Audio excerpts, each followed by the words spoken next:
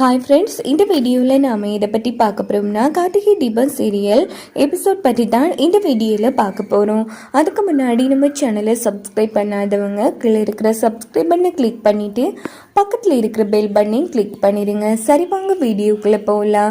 இந்த ஒரு எபிசோட் எப்படி ஸ்டார்ட் ஆகுதுன்னா, ஐஸ்வர்யா கற்பனை இல்லைங்கிற விஷயத்த அபிராமி கண்டுபிடிச்சிட்றாங்க.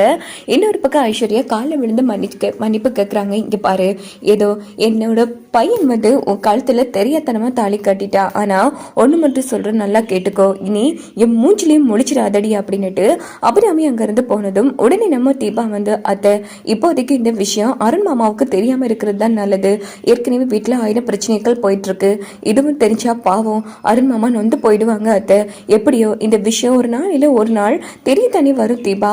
அது தெரியும் போது பார்த்துக்கலாம். இப்போதைக்கு சொல்ல வேணாம் அந்த பாவம். அவர் முகத்தில் எவ்வளோ சந்தோஷம் இருக்குன்னு பார்த்தீங்களேங்கிற மாதிரி சொன்னதும் உடனே அபிராமி வந்து ரொம்ப ஃபீல் பண்ணி அழுதுட்டு இருக்காங்க. பொறுப்பா ஒரு பொண்ணா, நல்ல வேணுமா முன்கூட்டியே இதை கண்டுபிடிச்சிட்டு சே இவெல்லாம் ஒரு பொண்ணாங்கிற மாதிரி திட்டிட்டு அபிராமி உள்ள போயிட்டுறாங்க. ஐஸ்வர்யா தீபா மேல சம உச்சிக்கட்ட கோபத்துல இருக்காங்க. தீபா என்ன காமிச்சு கொடுத்துட்டுல, உன்னை பழி வாங்காம விட மாட்டேண்டிங்கிற மாதிரி ஐஸ்வர்யா செம டென்ஷன்ல இருந்துட்டு இருக்காங்க.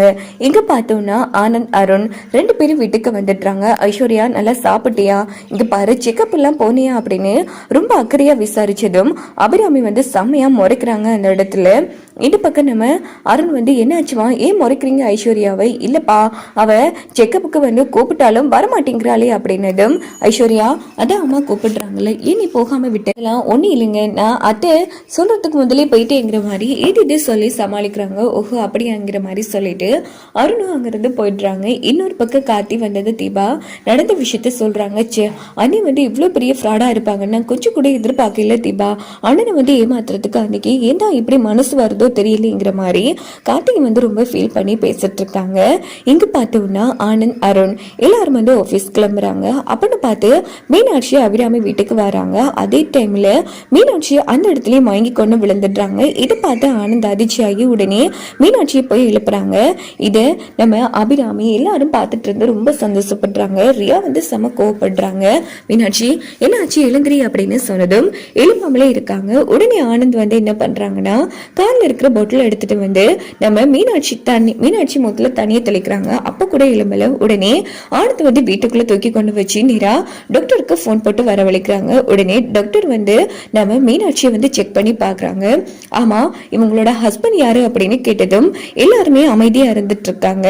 ரியா வந்து அவங்க இருக்காங்கன்னு சொல்ல வரும்போது உடனே ஆனந்த் வந்து ரியா அப்படின்னு சொல்லிட்டு, நான் தான் அவங்களோட ஹஸ்பண்ட், சொல்லுங்க டாக்டர் அப்படின்னு சொன்னதும் ரியா செம்மையா காண்டாகிறாங்க. அந்த இடத்துல நல்ல விஷயம் தான் சார், உங்க வைஃப் வந்து கன்சீவா இருக்காங்க அப்படின்னு சொன்னதும் ஆனந்த் வந்து ரொம்ப சந்தோஷப்படுறாங்க. இருந்தாலும் அந்த சந்தோஷத்தை வெளிக்காட்டாம இருக்காங்க. டாக்டர் என்ன சொல்றீங்க? ஆமா ஆமா நீங்க பாட்டியாக போறீங்க அப்படின்னதும் அபிராமி தீபா எல்லாருமே செம்ம ஹாப்பி ஆகுறாங்க. சரி இனிதான் அவங்கள நீங்க பத்திரமா பாத்துக்கணும். அது மட்டும் இல்ல இவங்க ரொம்ப வீக்கா இருக்காங்க, குழந்தை வந்து தங்குறது ரொம்ப கஷ்டமாயிடும், பத்திரமா பாத்துக்கோங்க அப்படின்னு சொல்லிட்டு டாக்டர் அங்க இருந்து போனதும் ஐஸ்வர்யா வந்து அந்த இடத்துல பொறாமப்படுறாங்க. இப்படி ஆயிடுச்சு அப்படின்னு சொல்லி இன்னொரு பக்கம் மீனாட்சி மெதுவா கண்மொழிக்கிறாங்க. மீனாட்சி நீ ஓகே தானே அப்படின்னு சொன்னதும் உடனே மீனாட்சி ஆனந்த் கையை வந்து தட்டி விட்டுடுறாங்க. அப்ப நம்ம அபிராமி, மீனாட்சி ஒரு சந்தோஷமான விஷயமா நீ கர்ப்பமா இருக்க அப்படின்னதும் மீனாட்சி அதிர்ச்சி ஆகுவாங்க. இப்படிதான் வரக்கூடிய ப்ரோமோ எடுத்துட்டு போக வாய்ப்புகள் இருக்கு.